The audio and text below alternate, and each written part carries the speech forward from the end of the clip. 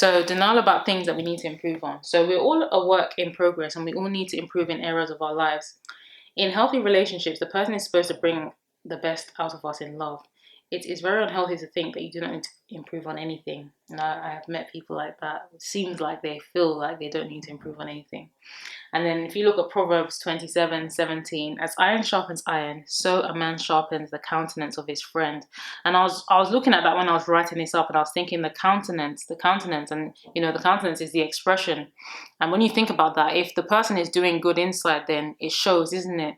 So I feel like it goes deeper. So you're working on someone and you're helping them grow, and then it shows on their face, like this person's happy to be around me and be in my company. So yeah. So the refusal to take feedback from others, I would say that this is a knock-on effect from the first point. So if you think that you don't need to improve on anything, you will most likely not take feedback from others. God always gives us people in our lives that will show us blind spots.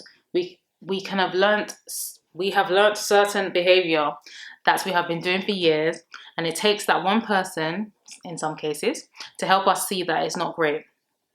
So I think the Bible really does speak about wisdom being like, something that, the Proverbs is a wisdom book. And I feel like it speaks a lot about like people that don't listen being foolish, or like when you despise correction, it's foolish kind of thing.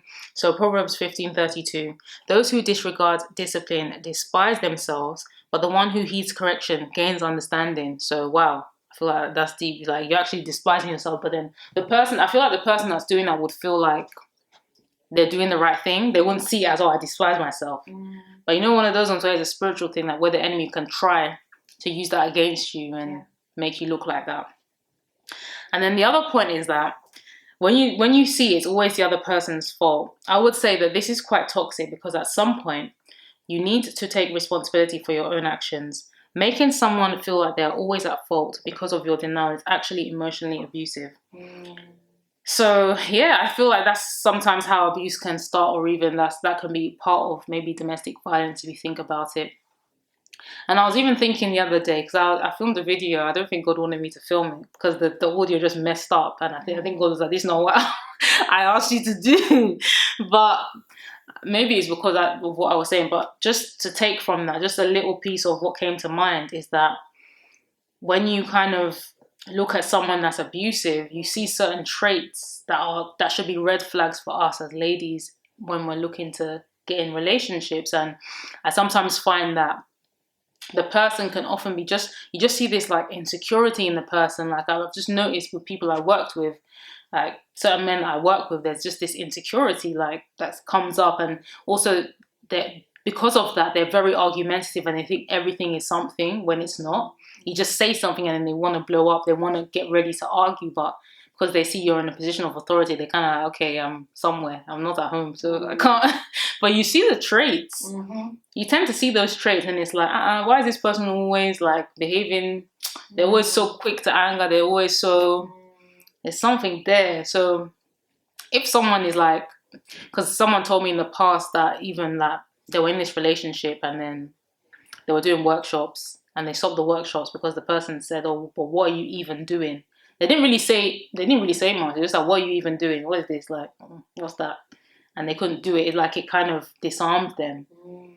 So sometimes, as anointed as someone can be, if they let the wrong person in, the worst might unfortunately plant the seed and start to grow disbelief and low confidence and things like that.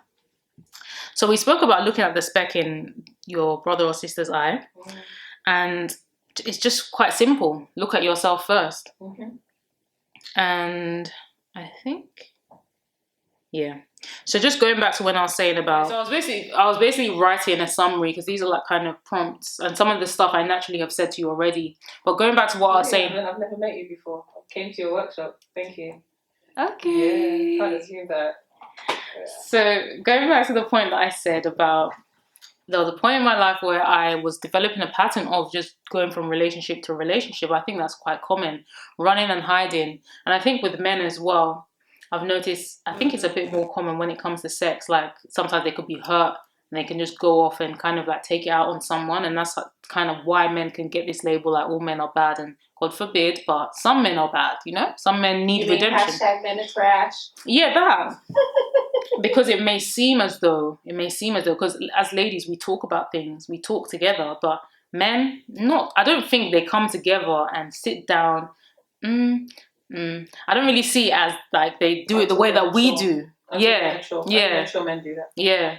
And even Christians, like, they just want to come together and play games, like, and they're going through some deep stuff, but they feel like they can't reach out, So when I think about how disorderly my life was in the past and how I was doing things, it was really affecting me and it was really hurting me, bringing me down. And I feel like it was only when it was going above like boiling point, when it was just overflowing with like badness, that's when I started to say, okay, I need to fix up. So the conclusion that I can really come to is that God is the God of order, peace, freedom, and truth. He wants us to see clearly to be able to make better relationship decisions. So I looked at 1 Corinthians 14:33. For God is not the author of confusion, but of peace, as in all the churches of the saints. And I felt led to just read a bit of the introduction, the first 2 paragraphs, because it kind of just draws and ties together what I was saying. So relationships are complex, right? Complicated, difficult.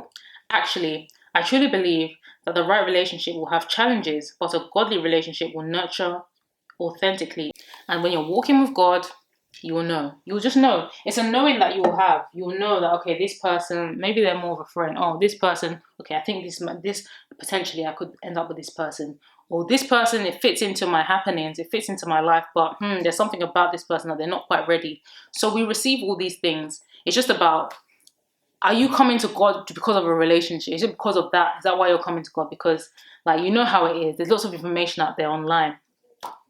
And I feel like sometimes people, it's like they're providing formulas. And that's why sometimes I kind of say, well, I'm not trying to say that this is like the formula and that how to get it. Like, for example, using the lady that we love, Heather Lindsay, she's often said that some women come to her and say, okay, so how did you get with Cornelia? If I do this and that, will I? And it's not like that. Like, God sees us as individuals. So how can it be that, oh, you do this and that and you get that? It's never going to be like that, because the way that God sees us so uniquely, like fingerprints, never, like, imagine, no one's got the same fingerprint as you. So it's like, you just have to flow with what God has for you and just flow. But I think it truly comes from having that authenticity, integrity, being genuine for God, and starting off with a position of being sold out.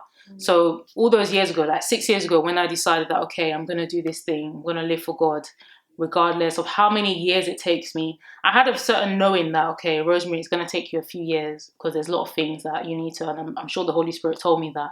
I knew that it was going to be like this for me. It wasn't going to be the 3-year thing, or even though sometimes I hoped like, oh, it will be nice, because some people, they're just 1 year and they get married, So, and you can't really be 100% for sure that they actually were genuine anyway.